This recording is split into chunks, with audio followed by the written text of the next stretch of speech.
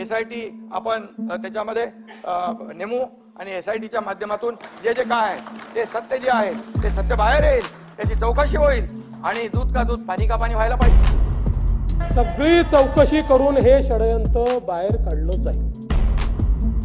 मनोज जरांगे यांच्या हिंसक वक्तव्याची SIT मार्फत चौकशी करण्याची घोषणा केल्यानंतर राज्य सरकारने आक्रमक पवित्रा घेतलेला आहे। आपल्या पोलिसांना मारायचं आणि आपण चूप राहायचं का, यामागील सर्व षडयंत्र बाहेर येईल असा इशारा गृहमंत्री देवेंद्र फडणवीस यांनी दिला।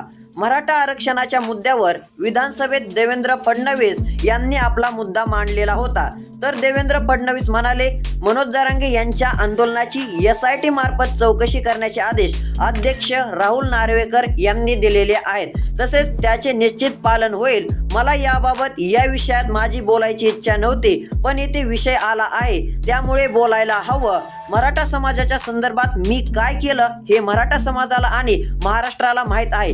मी मुख्यमंत्री असताना आरक्षण दिलं, ते हायकोर्टात आणि सुप्रीम कोर्टात टिकवलं, सारथीला निधी शिष्यवृत्ती दिली, कर्ज दिले। मराठा समाजाच्या संदर्भात मला कोणाच्याही सर्टिफिकेटची गरज नाहीये, असे गृहमंत्री देवेंद्र फडणवीस म्हणालेले आहेत। रोजची रोज अपडेटसाठी चॅनल नक्की सबस्क्राईब करा। धन्यवाद।